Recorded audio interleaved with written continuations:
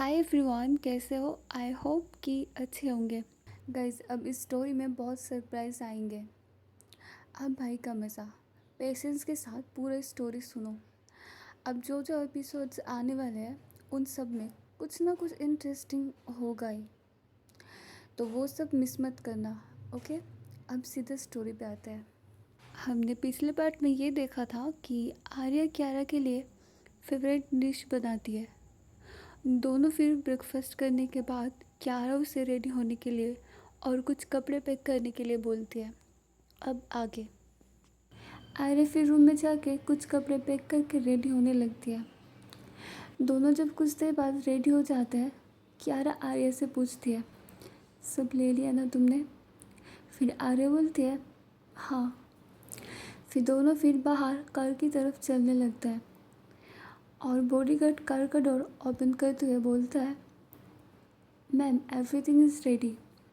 फिर क्यारा बोलती है, ओके। कार फिर चल पड़ती है और कुछ देर बाद दोनों इंटरनेशनल एयरपोर्ट आ जाता है। वहाँ एक जेट प्लेन रेडी खड़ा था। दोनों कार से उतरते हैं और आर्या कंफ्यूज होकर पूछती है, हम जा कहाँ रहे हैं? क्यारा बोलती है, पेशेंस रखो, पता चल जाएगा। आर्या बोलती है, ओके, बट मेरे पास पासपोर्ट ही नहीं है, तो कैसे? क्यारा आर्या की तरफ देखते हुए बोलती है, आर्या, जब मैं हूँ तुम्हारे साथ, तुम्हें कभी पेपर वर्क की टेंशन लेने की ज़रूरत नहीं है। तुम्हारा पासपोर्ट ऑलरेडी अरेंज हो चुका है। आर्या थोड़ा सरप्राइज होती है और बोलती है, ऑलरेडी अरेंज कैसे? फिर क्यारा बोलती है, जो चीज़ मुझे चाहिए वो हो जाती है। क्यारा फिर आर्या का हाथ पकड़ के प्राइवेट जेट की तरफ ले जाती है। दोनों फिर अंदर बैठ जाते हैं। आर्या बस व्यू को महसूस कर रही थी क्यारा के साथ। फिर मिनिमम 1 घंटे के बाद प्राइवेट जेट उत्तराखंड एयरपोर्ट में लैंड करते हैं। दोनों फिर बाहर आते हैं और बाहर ऑलरेडी कार खड़े थे और स्टाफ रिस्पेक्टफुली उन्हें देख के बोलता है, welcome miss Oberoi, car is ready. Kyara smile देते हुए आर्या को देख के बोलती है, लेट्स गो, सफ़र थोड़ा लंबा होगा। वो दोनों कार में बैठ जाते हैं और आर्या विंडो के बाहर देखते हुए सॉफ्टली बोलती है, पहली बार दिल्ली से इतना दूर आई हो। फिर क्यारा बोलती है, डर लग रहा है? आर्या बोलती है, डर नहीं, बस स्ट्रेंज लग रहा है। मुझे अभी तक नहीं पता हम जा कहाँ रहे हैं। फिर क्यारा बोलती है, तुम्हें सब कुछ अभी बता दिया तो सरप्राइज ख़त्म हो जाएगा। थोड़ा ट्रस्ट रखो मुझ पर। और कुछ देर बाद क्यारा आर्या को नोटिस करती है। फिर बोलती है, तुम चाहो तो सो जाओ। फिर आर्या बोलती है, नहीं, इट्स ओके। फिर कुछ देर बाद वो लोग आ जाते हैं माउंटेन रिसोर्ट पर। वो जगह बहुत खूबसूरत थी और होटल स्टाफ इंस्टेंटली उन लोगों को देख के वेलकम करते हैं और एक मैनेजर आगे बढ़ के उन दोनों को वेलकम करते हैं। मैनेजर फिर रूम तक ले जाते हैं। दोनों अंदर जाते ही आर्या नोटिस करती है ग्लास विंडो से। वो देखते हैं कि सामने माउंटेन दिख रहा है। आर्या फिर बोलती है, ये होटल है या किसी फेरी टेल का प्लेस? क्यारा उसकी तरफ देखती है और स्माइल करके सॉफ्टली बोलती है, तुम्हें पसंद आया? तो गुड। कल सुबह यहाँ से जो व्यू मिलेगा वो तुम कभी भूल नहीं पाओगी। आर्या उसकी ये बात सुनकर सॉफ्टली स्माइल करती है। फिर क्यारा बोलती है, तुम टायर्ड लग रही हो, फ्रेश हो जाओ और रेस्ट कर लो। आर्या बस में जवाब देती है और दोनों बहुत टायर्ड हो चुके थे। वो लोग फ्रेश होकर रेस्ट करने लगते हैं और हम लोग देखते हैं सीधा नेक्स्ट मॉर्निंग। आर्या नींद से उठ गई थी। वो जो बाहर का व्यू देखती है वो स्माइल करने लगती है क्योंकि बाहर का व्यू माउंटेन बहुत खूबसूरत लग रहा था। तभी वॉशरूम का डोर खुलता है। आर्या देखते हैं कि क्यारा बाहर आती है और उसने वेयर किया था ब्लैक पैंट्स और लॉन्ग कोट। आर्या उसे देख के थोड़ा शॉक होकर बोलती है, अब इतनी जल्दी रेडी हो गई? फिर क्यारा उसके पास आके थोड़ा टीस करते हुए बोलती है, मैं तुमसे पूछ सकती हूँ कि तुम अभी तक बेड पर क्यों थे? फिर आर्या बोलते हैं, बस मैं उठ गई। फिर क्यारा बोलती है, चलो रेडी हो जाओ। फिर आर्या बोलती है, पर हम जा कर रहे हैं। क्यारा उसकी आंखों में डायरेक्टली देखकर सॉफ्टली बोलती है, तुम्हारी ज़िंदगी का एक अनफॉरगेटेबल दिन होने वाला है। क्यारा की बात सुनती है आर्या बस छोटी सी स्माइल करती है। देन वो रेडी होकर दोनों बाहर आ जाते हैं कार में। फिर कुछ देर बाद एक जगह पे आ जाते हैं जहाँ क्यारा ले आना चाहती थी आर्या को। बाहर एक वुडन ट्रेल दिख रहा था जो फ्लावर्स के डेंस फील्ड की तरफ जाता है, और स्टाफ ऑलरेडी वेट कर रहे थे वीआईपी एंट्री के लिए, और वीआईपी एंट्री के लिए पैथ क्लियर कर चुके थे। दोनों फिर कार से उतरते हैं। क्यारा फिर आर्या के पास आती है। पीछे वो सॉफ्टली आर्या की आंखें बंद करती है दोनों हाथ से। फिर आर्या थोड़ा नर्वसली हंस के बोलती है, अरे क्या हुआ? फिर क्यारा उसके एयर के पास थोड़ा क्लोज होकर बोलती है, रिलैक्स। और आर्या ये सुन के थोड़ा स्माइल करती है, और क्यारा उसे सामने ले जा रही थी उसका आंखें कवर करके। और आर्या हर 3 से 4 स्टेप पर बोलती है, बस अब तो बता दो क्या है आगे।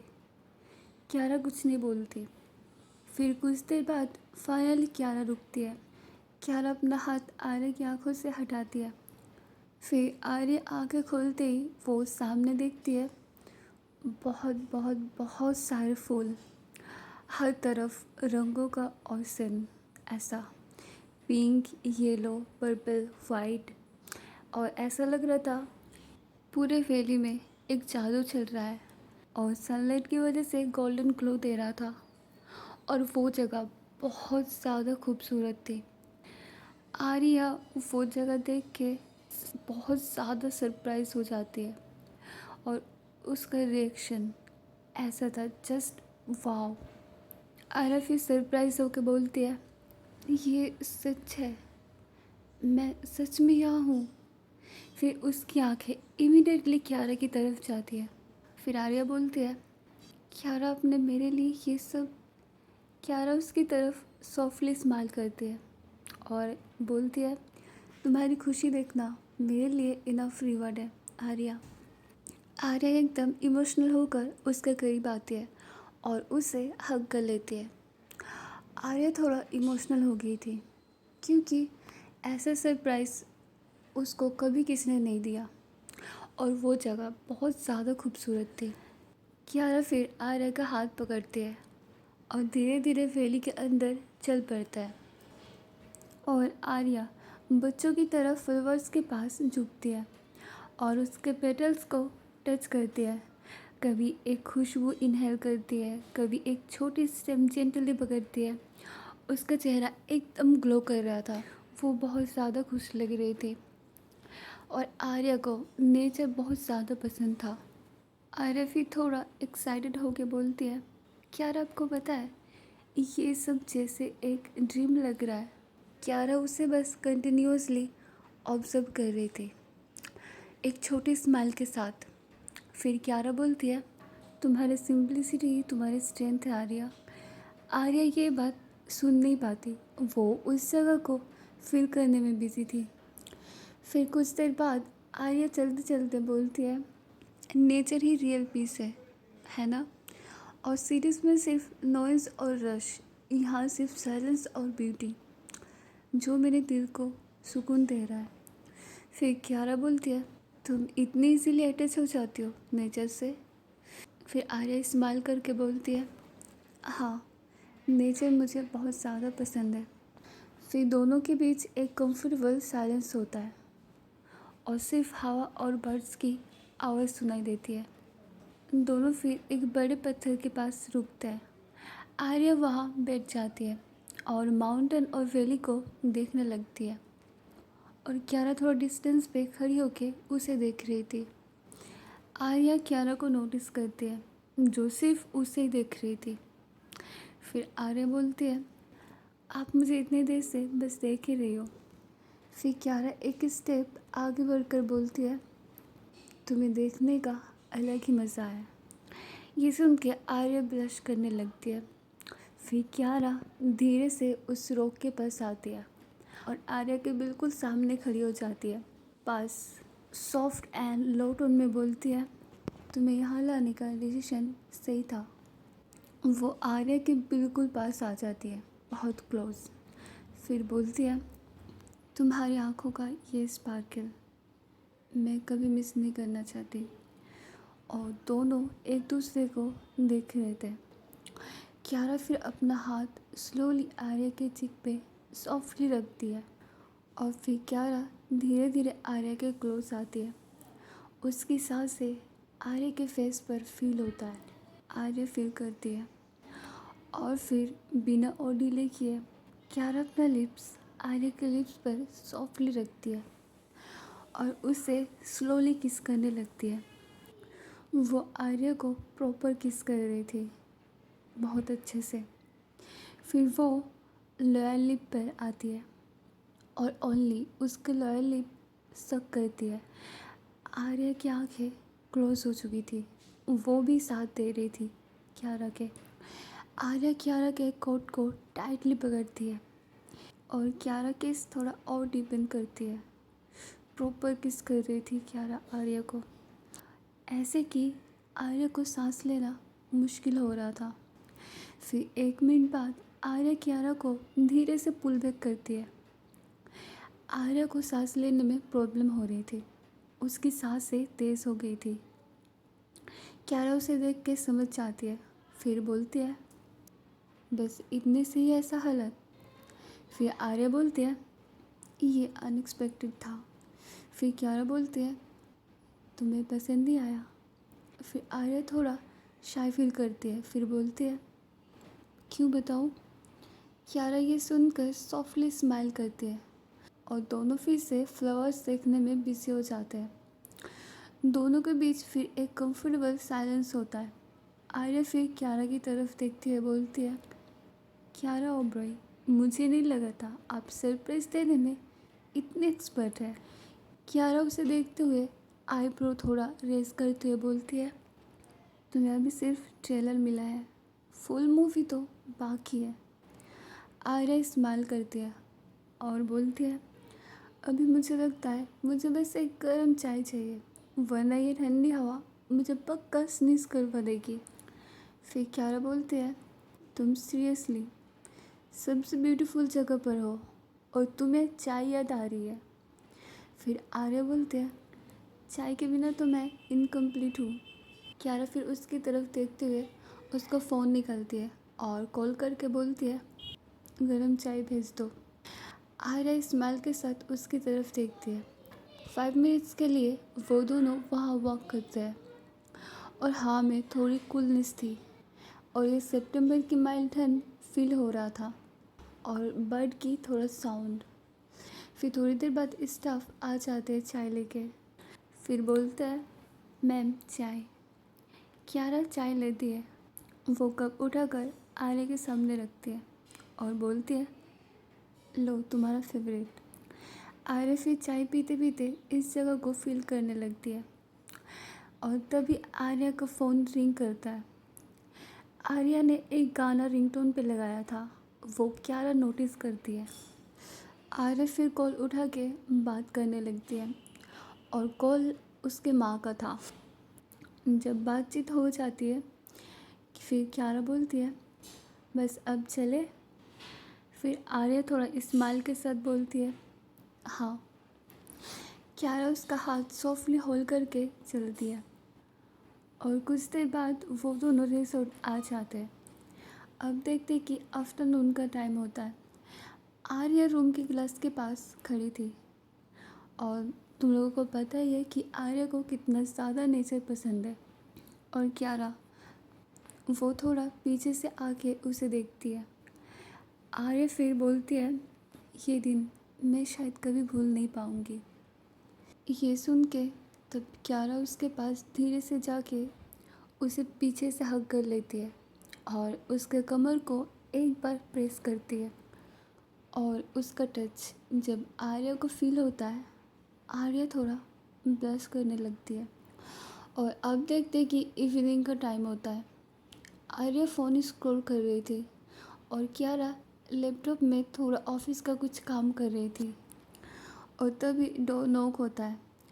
आर्या कैजुअली डोर ओपन करती है और सामने एक होटल स्टाफ रब्ड बॉक्स लेकर खड़ा था। फिर स्टाफ बोलता है, मैम ये लीजिए। आर्या उस बॉक्स को देख के कहती है, ये क्या है?